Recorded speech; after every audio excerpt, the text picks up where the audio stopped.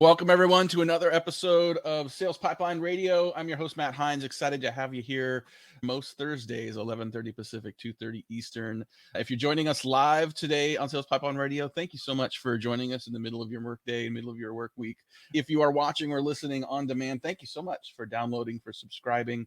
Every episode of Sales Pipeline Radio is available, past, present, and future, at salespipelineradio.com. Today, very excited to have with us Lou DePaoli. Lou is the president of General Sports Worldwide, and our topic today is hiring, especially hiring sales teams in this crazy environment we find ourselves in. Lou, thanks so much for joining us. My pleasure, man. Thanks for having me.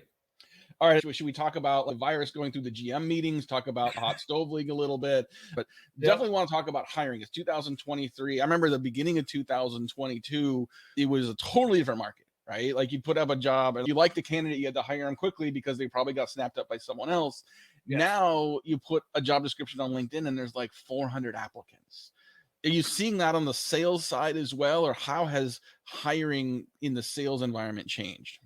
No, you nailed it, Matt. Going back to a year and a half ago to 2 years ago, you had to hustle quickly to hire people because there was a lot of competition. Everybody was looking to bring on good people. Now, when we post jobs online or we post jobs on our own job board, we're getting hundreds of applicants within a day looking for that opportunity. And it's a lot of work to go through and filter through and find out the right ones. And one of the reasons why we do this on behalf of a lot of our clients in the sports and entertainment industry is because when they post it, and if they have multiple jobs, now they have thousands of applicants coming in. You don't have the manpower to sort through all of those applications yourself. So thus, a recruiter like ourselves, we get involved. And the key really is when we post opportunities, we make sure that we ask some pretty good questions on the front end. So if you post it on LinkedIn, you post it on a job board, you're going to get some questions up front that hopefully, if there's 5 questions and you can't answer all 5 of them, or at least 3 or 4 of them to a positive, you'd hope that maybe you don't actually apply for the job if you go 0 for 5. Yeah. But some people still do, and that's fine. We go through every single one of them, myself and my team. But it's definitely worth asking some of those questions up front so that maybe you can screen some of the people out that maybe aren't qualified. I mean, this is a problem for both sides, right? This is a problem if you're trying to get noticed as an applicant, because if everyone's going through the same front door, like, even if you have advantages that make you better qualified for the job than someone else, it's even harder to stand out when someone is having to filter through like 1,000 resumes. And I've had recruiters and hiring managers tell me, I'm fine going through 400 applications. I'm like, A, I don't think that's what you want. And B, how do you really take the time to notice the nuances of the better candidates? I think like that's a problem for both sides. So I think I'm curious, let's tackle them one by one. As a candidate, what are things that you recommend candidates do to help them stand out in that kind of an environment? Yeah, I think there's a couple of things depending on how you're applying, right? And if it's on LinkedIn, so for us, we actually coach people on this. If you see us post a job on LinkedIn, don't be afraid then to connect with me and maybe shoot me a message. Hey, just to let you know, I applied online. I look forward to hearing from you. Like, that shows you took a little extra initiative versus you're just randomly applying for a bunch of jobs and the scatter and pray type of philosophy, right? For candidates, I think there's a couple of other things. Number one, you got to make sure that if you're applying for an opportunity that you're actually qualified for the opportunity. B, make sure if your resume needs to be attached, it's in a PDF format, it's easily readable, right? There's just certain basics that you have to fundamentally get. Make sure that there aren't typos, just little things like that make it easier. But I also have to say, and I've never been one to really put too much emphasis on a really good looking resume, but I think some ones that are a little bit more visually appealing shows that you took a little bit more time, or maybe you hired a professional to help you. So you're a little bit more serious about maybe what's going forward for your career. Those definitely get my attention because when we pop them up in our inbox and we can see the PDF quickly and it looks really crisp and professionally done, I'm probably going to take that person a little bit more seriously than somebody else until I can at least get the first pass of their resume through.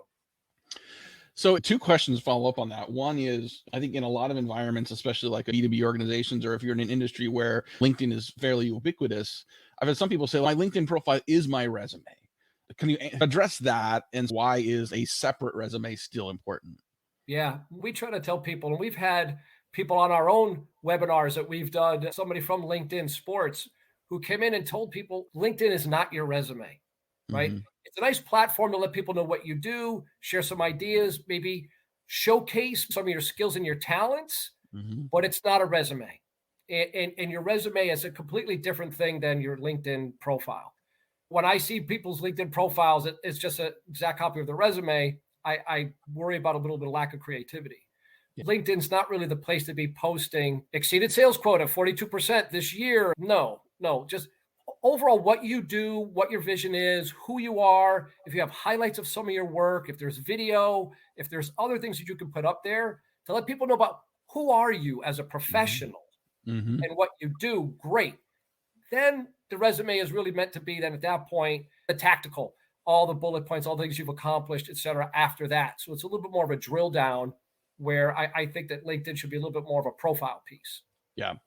Yeah. I'm talking today on Sales Pipeline Radio with Lou DePaoli. He is the president of General Sports Worldwide, and talking today about hiring in this crazy environment. One more question for those that are applying. When it comes to that resume, some of those that I see just end up being a block of text, right? And it's just a lot of words. If I'm scanning through 400, it's hard to differentiate. I think some people think I need to put every highlight from my entire career, from every job. What are some best practices as well as mistakes to avoid on those resumes? Yeah, that's one of them, right? Don't just send a text dump with a lot of info and maybe some bullet points. That doesn't do it. Like I said earlier, it's got to be visually appealing. Mm-hmm. And I've had, obviously, we get tons of resumes that come in through the door. So mm-hmm. I've actually earmarked 5 or 6 ones that I will turn around and share with candidates to say, hey, mm-hmm. you have a good resume, you have a good background. Here's an actual better format maybe to try. Here's some best practices from us, from other applicants for jobs. And I'll generally take the name out and some of their history and things like that, right? But I've had people email me back, this is great. This is really helpful. Mm-hmm. Thank you. It's just a simple format. And some people don't put that much thought into it.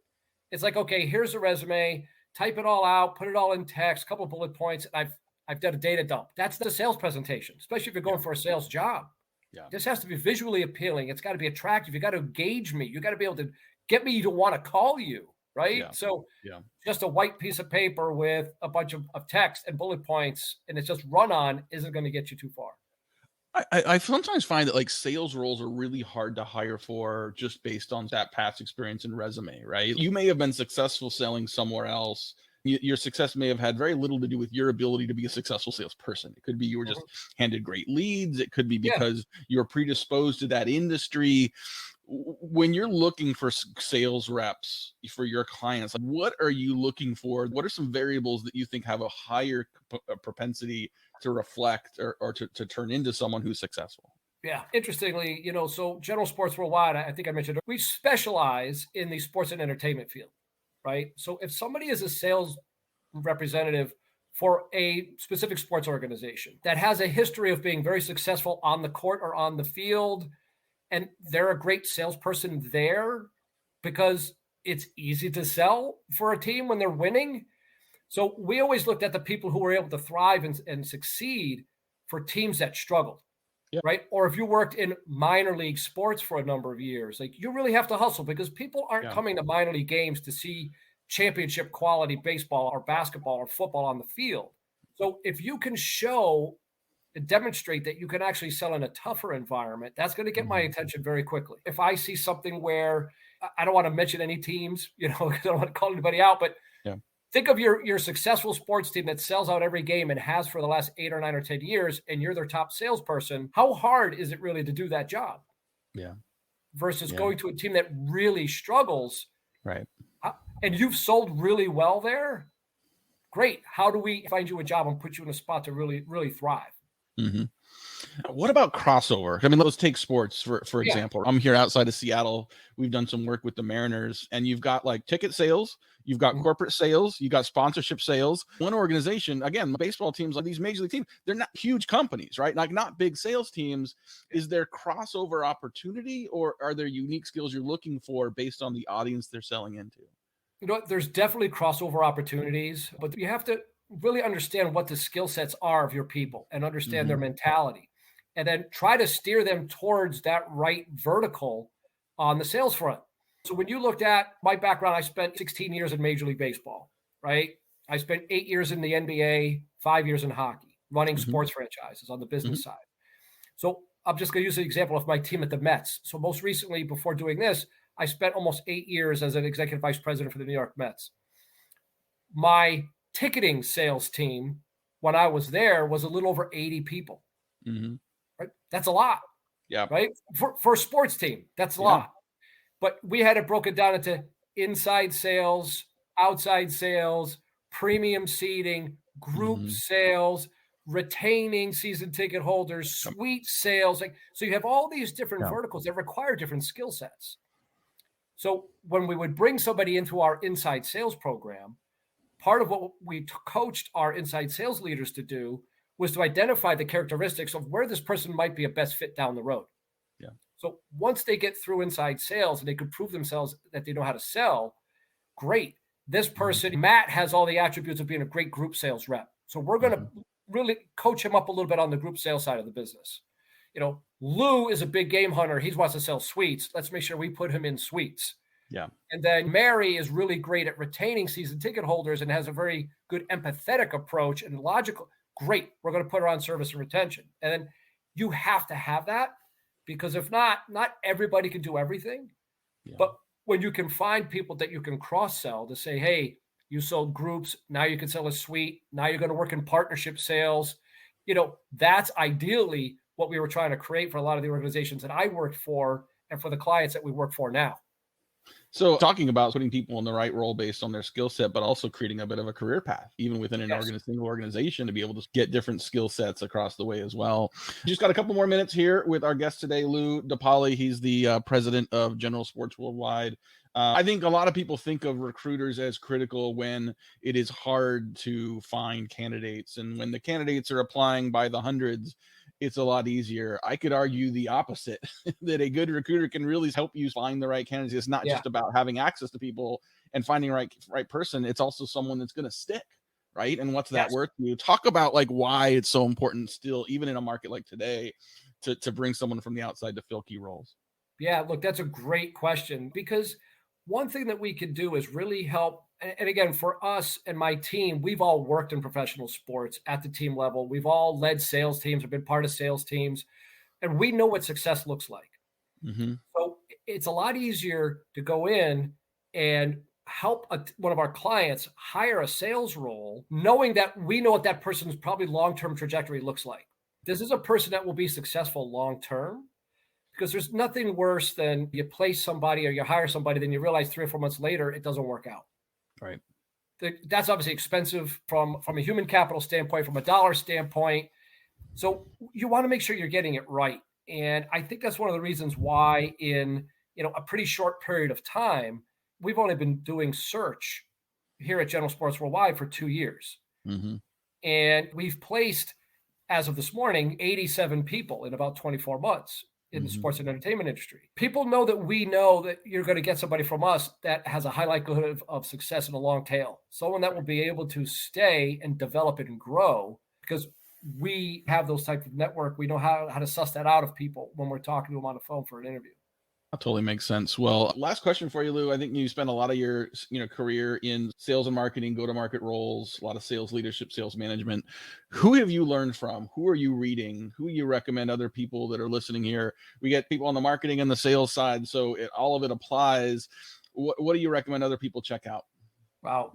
I could probably go on for hours talking about all the books that I love to read. My teams always knew that I had a massive library in my office, no matter where I worked. And I'd always encourage people, once I got to know them, hey, this is a great book for you, right? So as we were trying to build culture, again, some of these books, Matt, are probably going to be a little bit older, just because, hey, I'm getting up there in age, right? But when you find a favorite, you stick with it, right? Sure. So there's a couple, that I always recommend to people. Number one, especially for a sales leader, it's called the no asshole rule. And I apologize for swearing, but that's the name of the book, right? Written by Ben Sutton. It's a great story about culture and how to build culture that I've recommended to a lot of people, and they always turn around and re-recommend it to somebody else. Nice. It's really smart. The next one is Grit, which a lot of people are probably pretty familiar with, right? New York Times bestseller. I had the pleasure of meeting the author and co-author a couple of years back up at West Point when we did a company outing there. Great story, a great book to read about how to overcome things, right? You got to have that desire to get by and the resilience. And then the third one is also a book that's probably a little bit older school, but it's a book called Execution, right? So this is written probably in the early 2000s. Yeah. Larry Bossidy and Ram Charan are the authors. It's literally called Execution, the art of getting things done. Because one of the biggest things that I always like to make sure people understand is you can have the greatest ideas, or you can have the greatest sales pipeline, or you can have the greatest skill sets, but if you can't execute, whether it's your marketing plan, anything else, you have to be able to get things done. And that is where I would spend a lot of time telling people that's something you really got to focus on. Absolutely. You don't have to apologize for old books to me. One of my favorite marketing books of all time is called Scientific Advertising. It was written by Claude Hopkins in 1921. Still a great read. Still a great read. If you're a copywriter, if you're a direct response marketer, still phenomenal. So Lou, thank you so much for joining us. Where can people learn more about General Sports? You know what? They can go to two websites. One of them is generalsportsworldwide.com. And then we have a career development platform, Matt, that's called the Clubhouse, which is geared towards people looking to get a career in sports with a very robust mentorship program. And that is at theclubhousecareers.com. That sounds really cool. Theclubhousecareers.com. Well, Lou, thank you very much for joining us today, for your generosity and insights. Really appreciate it. Look, I appreciate it. Thanks for talking, Matt. Absolutely. Thank you, everyone, for joining us today, for joining us live, for listening on demand. My name is Matt Heinz. We'll see you next week on Sales Pipeline Radio.